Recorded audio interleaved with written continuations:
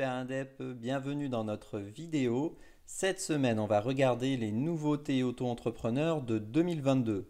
Alors, on va pas se mentir, il y en a pas tant que ça, en tout cas pas qui sont vraiment impactantes comme des changements de plafond ou des choses comme ça, mais il y en a quand même un certain nombre et donc on va essayer de voir ça ensemble.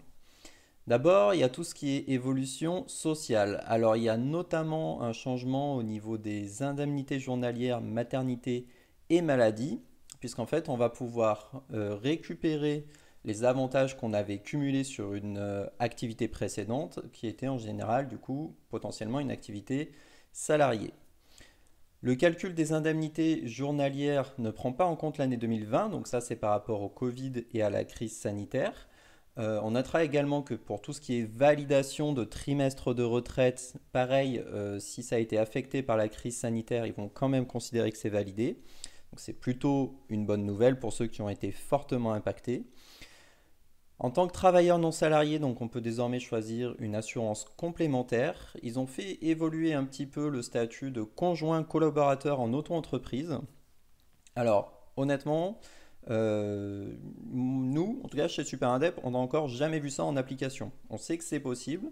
On sait aussi que ceux qui ont essayé ont beaucoup de mal à savoir à qui et comment payer les cotisations justement des conjoints collaborateurs. Donc d'ailleurs, si vous avez des infos à ce sujet-là, n'hésitez pas à nous les faire parvenir, que ce soit sur YouTube ou en commentaire ou sur les réseaux sociaux. On sera ravis d'en prendre plus. Donc en théorie, ça a évolué. Nous, en pratique, et notamment sur autoentrepreneur.ursaf.fr, on sait que c'est difficile à gérer. Et sinon, donc les conditions d'accès à l'allocation des travailleurs indépendants, ce qui est en fait plus ou moins l'équivalent du chômage pour les indépendants, a été élargi. Donc ça, c'est plutôt normalement une bonne nouvelle. C'est censé faciliter l'accès aux indemnités pour les travailleurs non salariés. Alors il y a quelques autres évolutions qui peuvent passer inaperçues, mais qui peuvent être intéressantes si vraiment vous êtes dans le cas. Alors notamment au niveau de la déclaration. Il faut savoir que tous ceux qui ont créé leur auto-entreprise jusqu'à maintenant savent qu'entre la création et le moment où ils peuvent faire leur première déclaration, il y a quand même un délai qui peut être relativement important. En l'occurrence, c'est 90 jours qui est calculé par l'URSSAF. Et en fait, vous ne pouvez pas déclarer pendant toute cette période. Donc, c'est pas très pratique. On ne sait pas toujours si tout s'est bien passé. On ne sait pas toujours exactement à quelle sauce on va être mangé, etc. Donc ça maintenant, c'est plus le cas. Dès que vous allez créer votre activité, immédiatement, dès le premier mois, vous pourrez faire votre déclaration de chiffre d'affaires. Au niveau de la DEB, donc la déclaration d'échange de biens, maintenant normalement elle va être pré-remplie, ce qui est aussi une bonne chose pour ceux qui ont besoin de faire beaucoup d'échanges, même si on a déjà spécifié, notamment sur cette chaîne, que normalement en tant qu'auto-entrepreneur, faire de l'achat-vente, c'est pas forcément le plus intéressant, ou alors il faut vraiment faire des marges importantes, il faut réussir à faire au moins 40% de marge pour que ce soit relativement rentable en tant qu'auto-entrepreneur. Et enfin, donc, ils ont fait évoluer les pénalités de retard. Ça peut aller jusqu'à 52 euros par déclaration de chiffre d'affaires manquante. Donc, c'est une bonne occasion de rappeler que même si vous n'avez pas de chiffre d'affaires à l'URSSAF, il faut faire vos déclarations à zéro. Et vous avez donc un mois pour contester, sinon potentiellement vous avez des cotisations, ce qu'on appelle des cotisations majorées, mais donc c'est des pénalités concrètement de 5% ou même de 15% s'il n'y a pas de déclaration pendant plus d'un an du coup.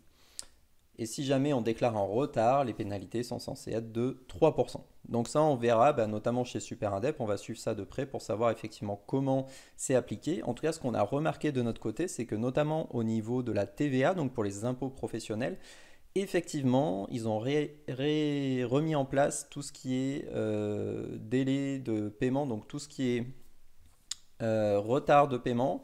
Si vous avez un retard en fait de déclaration de paiement ou quoi que ce soit au niveau de la TVA, vous recevez immédiatement une majoration automatique. Donc la plupart du temps, ça peut être contesté, mais effectivement, ils avaient arrêté pendant la crise sanitaire d'envoyer ces pénalités automatiques, et là, ça a repris depuis le 1er janvier 2022.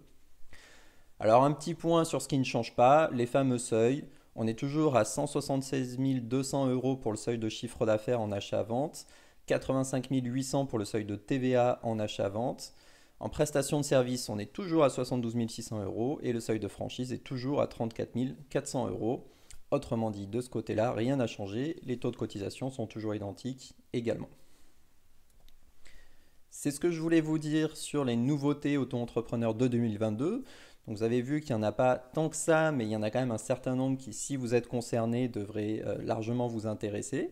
Comme d'habitude, si vous avez des questions ou des remarques, il ne faut pas hésiter à nous laisser des commentaires ou à nous contacter sur les réseaux sociaux ou par mail sur contact@superindep.fr. Dans tous les cas, je vous souhaite une bonne journée et je vous dis à la semaine prochaine.